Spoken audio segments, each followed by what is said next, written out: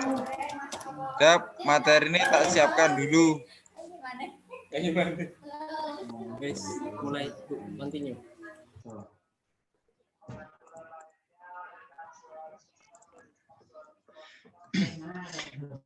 Assalamualaikum warahmatullahi wabarakatuh. Waalaikumsalam warahmatullahi wabarakatuh. Selamat siang Bapak Ibu PJOK. Hari ini saya akan mempresentasikan tentang materi kerangka kurikulum pembelajaran pada dan asesmen. Sebentar saya share screen.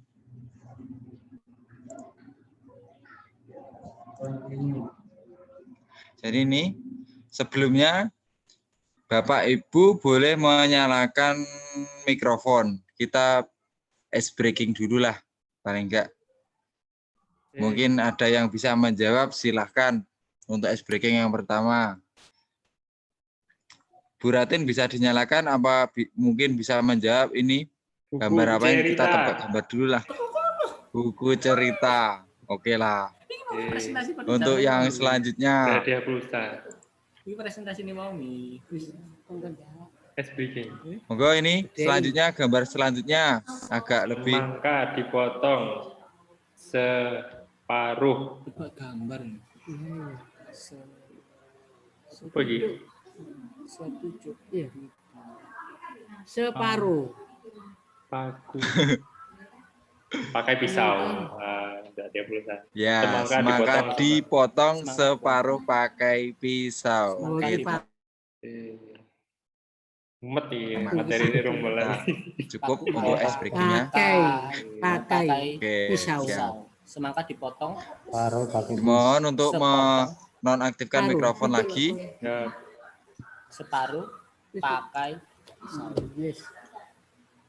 Pada materi ini saya jelaskan tentang materi prinsip asesmen kerangka kurikulum, prinsip pembelajaran dan asesmen. Ini prinsip pembelajaran dan asesmen. Yang perlu mengapa prinsip? Yang pertama, nilai-nilai yang melandasi kebijakan dan praktek terkait pembelajaran dan asesmen di kelas. Yang kedua, bukan pendekatan atau teknik konkret dalam mengajar dan melakukan asesmen. Yang ketiga, penerapannya bisa beragam sesuai dengan kondisi atau konteks. Yang keempat, guru perlu memahami prinsip-prinsip yang melandasi pembelajaran dan asesmen. Bukan sekedar perilaku yang diharapkan, misalnya ketika menggunakan rubrik, guru perlu tahu mengapa instrumen tersebut digunakan dalam asesmen. Selanjutnya, prinsip pembelajaran. Untuk mencapai profil pelajar Pancasila, perlu terwujud pembelajaran yang satu, dirancang dengan mempertimbangkan tingkat pencapaian peserta didik saat ini sesuai kebutuhan belajar, serta mencerminkan karakter dan perkembangan mereka atau peserta didik kita. Yang kedua, dirancang untuk dan dilaksanakan untuk membangun kapasitas belajar peserta didik dan kapasitas mereka untuk menjadi pembelajar sepanjang hayat. Yang ketiga, mendukung perkembangan kognitif dan karakter peserta didik secara berkelanjutan dan holistik. Yang keempat adalah relevan. Maksudnya, pembelajaran yang sesuai konteks kehidupan dan budaya peserta didik, serta melibatkan orang tua dan komunitas sebagai mitra.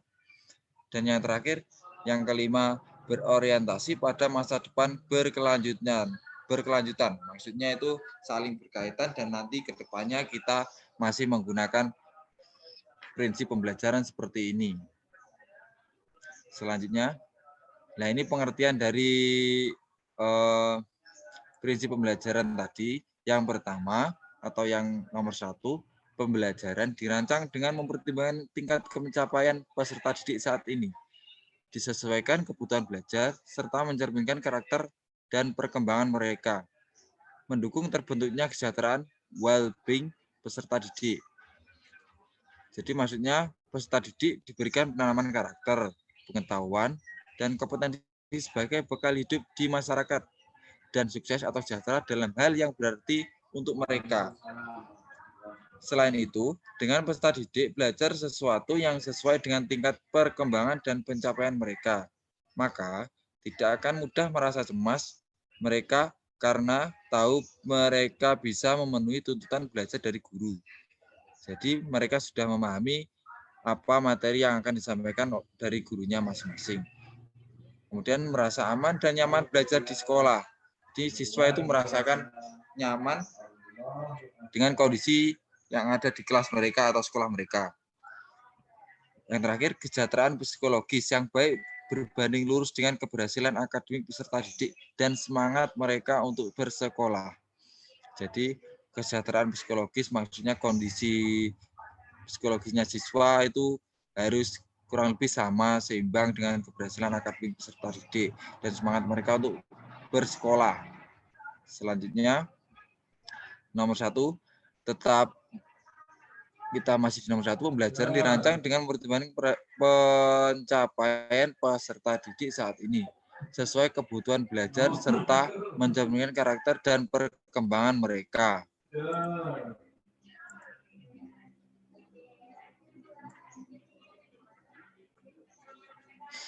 Menghargai dan menghormati hak peserta didik untuk belajar. Setiap peserta didik memiliki hak untuk belajar dan mendapatkan pengajaran yang layak. Baik anak yang masih kurang baik hasil belajarnya maupun anak yang cerdas dan berbakat memiliki hak yang sama untuk mendapatkan pendidikan yang bermutu di sekolah. Dengan menyusun pembelajaran yang sesuai dengan tingkat perkembangan dan kemampuan peserta didik, kita menghargai, menghormati, dan memenuhi hak mereka untuk belajar. Jadi jangan sampai ada siswa kita yang terlewati dari beberapa aspek di atas tadi. Kemudian menyenangkan dan bermakna. Maksudnya pembelajaran yang bermakna adalah pembelajaran yang dipahami utuh oleh peserta didik dalam memahami keterhubungan antar tiap potongan pengetahuan ke dalam keseluruhan konsep yang utuh dan dapat menghubungkannya dengan kehidupan sehingga akan terus bermanfaat bagi mereka. Menyertakan kegiatan bermain dalam pembelajaran, gamification adalah salah satu cara meningkatkan motivasi belajar siswa didik, membuat pembelajaran lebih bermakna dan menyenangkan bagi mereka dan meningkatkan pencapaian akademik mereka.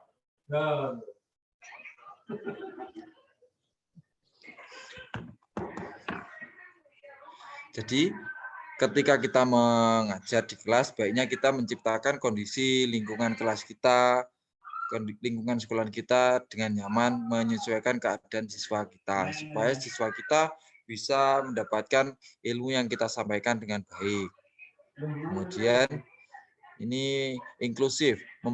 Inklusif itu siswa yang mempunyai kebutuhan khusus daripada siswa yang lainnya. Kebetulan di sekolah saya, SDN Sukorame 2 itu juga ada siswa inklusifnya. Jadi kita harus mempunyai guru inklusifnya juga. Ini materinya adalah mempertimbangkan tingkat pengembangan dan kebutuhan setiap peserta didik, berarti tidak ada satupun anak yang tertinggal. Baik mereka yang masih kurang hasil belajarnya maupun mereka yang cerdas, sama-sama mendapatkan manfaat pedagogis dari proses pembelajaran di kelas. Baik mereka yang aktif di kelas maupun mereka yang pasif sama-sama mendapatkan kesempatan yang sama untuk belajar dan berekspresi di kelas. Begitu pula dengan peserta didik yang berkebutuhan khusus atau inklusif. Jadi sama mendapatkan hak yang sama. Singkatnya, semua anak dari latar belakang apapun mendapatkan kesempatan yang sama untuk belajar dan meningkatkan kemampuan akademik mereka. Yang kedua, pembelajaran dirancang dan melaksanakan untuk membangun kapasitas belajar peserta didik dan kapasitas mereka untuk menjadi pembelajar sepanjang hayat. Maksudnya guru sepanjang masa, seperti itu. Maksudnya menanamkan growth mindset. Peserta didik memiliki growth mindset yang kuat, akan terus berupaya untuk menguasai apa yang sedang dipelajari, bukan sekedar mendapatkan nilai yang baik. Jadi tidak hanya mendapatkan nilai yang baik, tapi juga menguasai apa yang mereka kuasai atau minati dari akademik maupun non-akademik.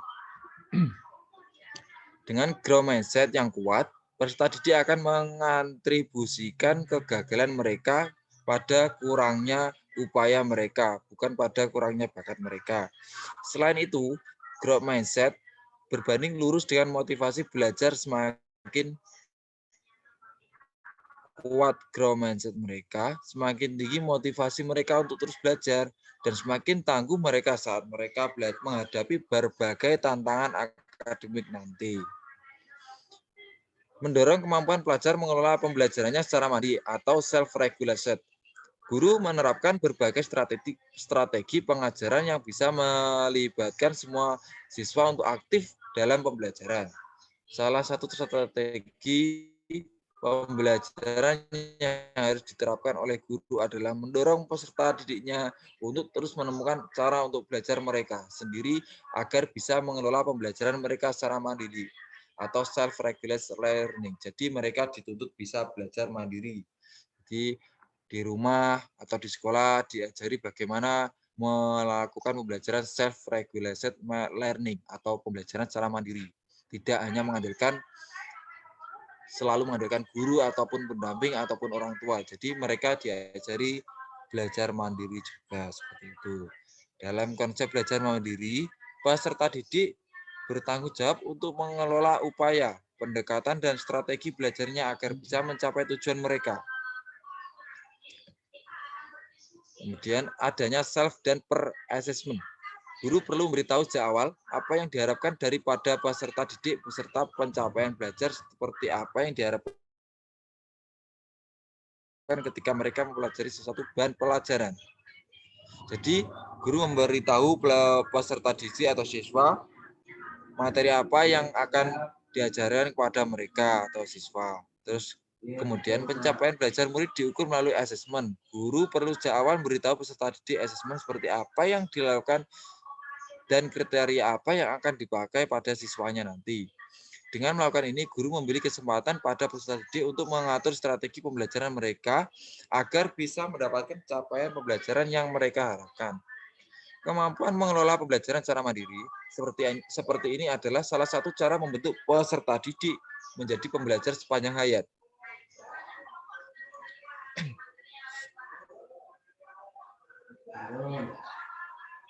Dan merupakan tujuan utama bagi semua orang, baik guru maupun peserta didik. Pembelajaran dirancang dan dilaksanakan untuk membangun kapasitas belajar peserta didik. Adanya self dan per-assessment.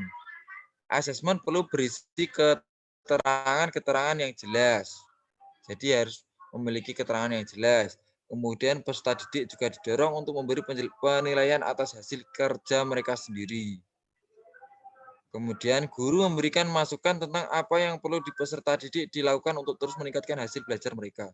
Selain itu, guru mengajak peserta didik beserta orang tua, wali mereka untuk berdiskusi tentang tujuan-tujuan pembelajaran mereka dan strategi-strategi apa yang bisa dilakukan untuk atau yang bisa diterapkan untuk mencapai tujuan-tujuan tersebut. Dalam melakukan ini, guru berupaya mengembangkan rasa positif atas jati diri peserta didik. Jadi, guru memberikan stimulus kepada peserta didik atau siswanya untuk selalu mengembangkan bakat dan minat peserta didik masing-masing. Jadi, mempunyai siswa yang berprestasi akademik maupun non-akademik. Dengan demikian, peserta didik merasa termotivasi dan percaya diri untuk terus maju dan juga merasa terus tertantang dalam proses pembelajaran mereka. Selanjutnya, peserta didik merasakan ownership atau kepemilikan terhadap proses belajar dan guru sebagai pendorong dan fasilitator. Maksudnya, peserta didik merasakan manfaat yang besar ketika guru bertindak sebagai fasilitator yang membuat proses pembelajaran menjadi mudah.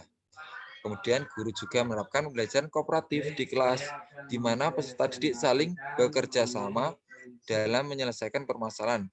Guru menekankan bahwa sesama teman, bahkan siapa saja yang menjadi guru, bagi kita dan di mana saja adalah kelas.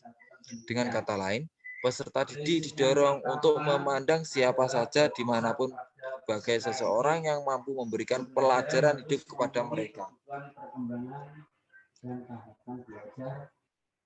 Kemudian kegiatan belajar mendukung perkembangan kognitif dan karakter peserta didik secara berkelanjutan dan holistik. Keseimbangan antara kognitif dan non-kognitif, kompetensi dan karakter. Pembelajaran yang baik terus-menerus berfokus pada perkembangan kognitif peserta didik. Kemudian menerapkan nilai-nilai yang sesuai untuk mengembangkan karakter dan kompetensi yang terkandung dalam profil pembelajaran pelajar Pancasila.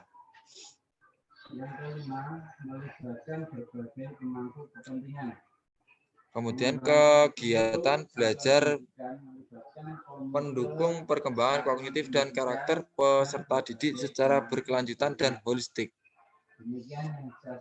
Sekuensi pembelajaran yang logis dan relevan dengan tingkat kesulitan yang sesuai untuk peserta didik.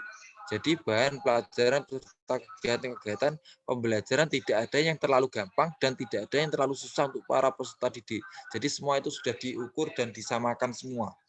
Kemudian proses di mana guru memberikan keteladanan ing ngarsa seperti ing ngarsa sing tulodo, membangun kemauan atau ing madya mangun karsa, dan mengembangkan kreativitas peserta didik atau tutwuri handayani.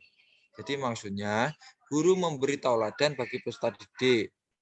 Bahasa Jawanya ing ngarsa sing tulodo atau bahasa lainnya. Terus kemudian membangun kemauan mereka ing madya mangun karsa, memberikan dukungan kepada mereka agar mereka bisa mengembangkan kreativitas mereka atau disebut juga tutwuri handayani.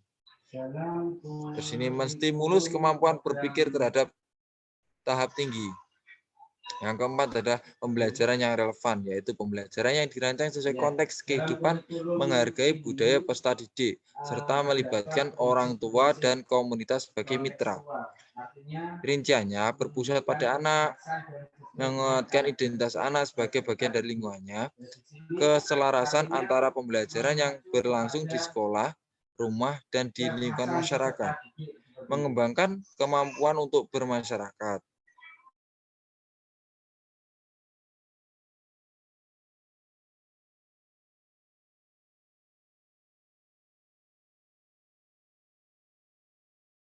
Budaya mereka yang positif untuk peserta didik dan latar belakang sosial ekonomi budaya mereka. Pembelajaran yang lepas dari diskriminasi sara. Jadi tidak ada yang diskriminasikan sara itu ras atau agama, itu tidak ada, tidak meninggalkan pelajaran manapun, serta memberikan pengembangan ruang untuk identitas, kemampuan minat, bakat, serta kebutuhan pelajar. Kemudian pembelajaran mencerminkan dan merespon keragaman budaya Indonesia dan menjadikannya sebagai kekuatan untuk merefleksikan pengalaman kebinekaan serta menghargai nilai dan budaya bangsa. Proses belajar yang sinergi antara sekolah dan di rumah.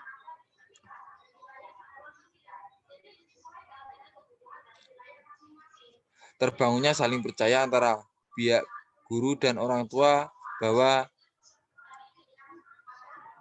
kedua pihak berupaya semaksimal mungkin. Jadi guru dan orang tua bekerja sama untuk memastikan peserta didik dapat belajar dengan optimal. Kemudian orang tua dilibatkan dalam proses belajar sebagai mitra posisi orang tua, dan masyarakat dalam pendidikan anak relatif setara dengan guru.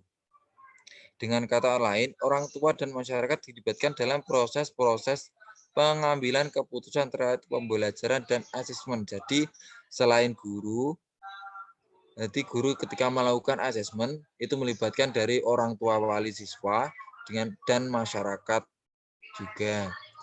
Kemudian kepala sekolah dan guru peka pada latar belakang sosial ekonomi orang tua wali, sehingga melibatkan orang tua disesuaikan kemampuan mereka. Jadi kepala sekolah dan guru harus mengetahui latar belakang siswa tersebut terlebih dahulu, bagaimana kondisi sosialnya. Kemudian pihak sekolah bersedia untuk membantu orang tua yang membutuhkan dukungan dalam mendampingi anak belajar.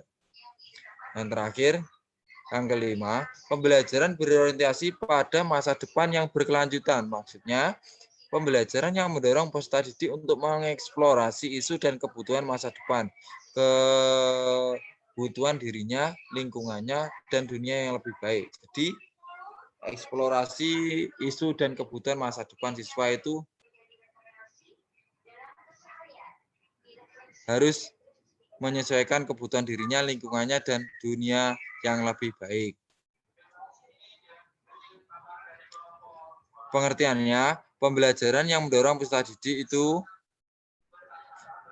mempunyai prinsip pembelajaran yang menerapkan pendekatan yang bertujuan melengkapi peserta didik, sekolah, dan masyarakat, dan nilai-nilai motivasi mengambil tindakan nyata dalam menjaga keberlangsungan kehidupan baik sekarang maupun masa depan nantinya.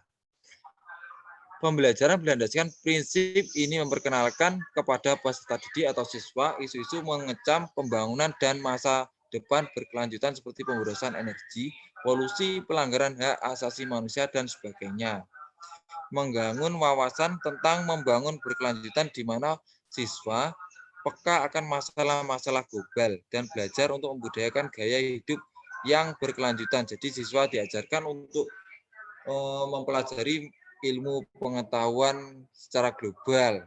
Jadi untuk mempersiapkan masa depan siswa nanti. Kemudian pemanfaatan teknologi informasi dan komunikasi untuk meningkatkan kualitas pembelajaran dan asesmen.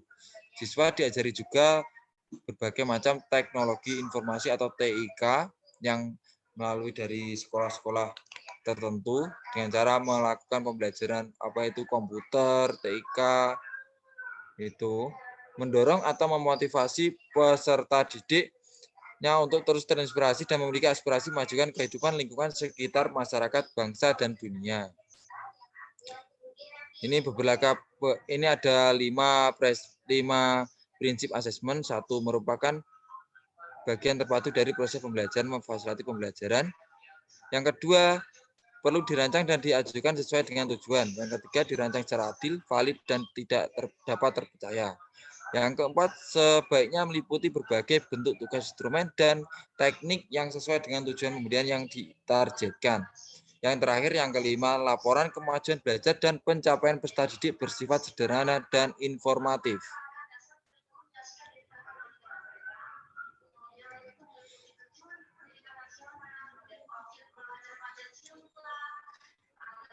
Berikut ini adalah beberapa materi yang bisa saya sampaikan mengenai kerangka kurikulum tentang prinsip asesmen pembelajaran. Mungkin Bapak Ibu guru ada yang bertanya, monggo dipersilakan. Apa cukup begitu jelas dengan materi?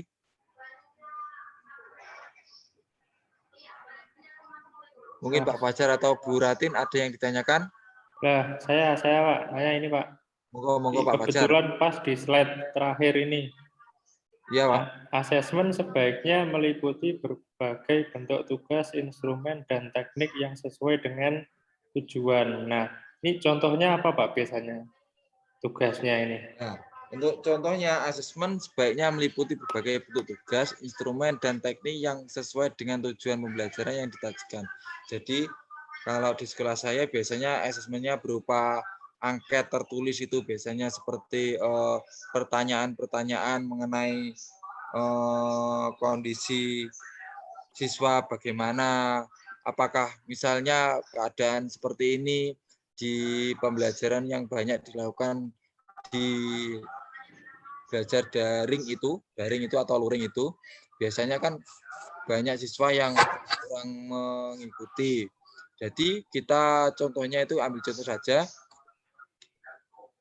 siswa itu ditanya bagaimana keadaanmu, apakah ada perbedaan ketika belajar di sekolah atau di rumah kalian. Nanti jawabannya itu diberikan angket kepada siswa untuk memberikan jawaban ditulis. Nanti dikirimkan ke gurunya untuk melakukan perekapan. Seperti itu Pak Fajar. Oh, oke. Jelas Pak.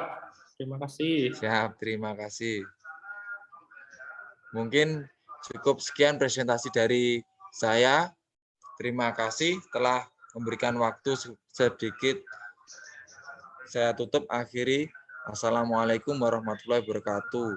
Waalaikumsalam warahmatullahi wabarakatuh.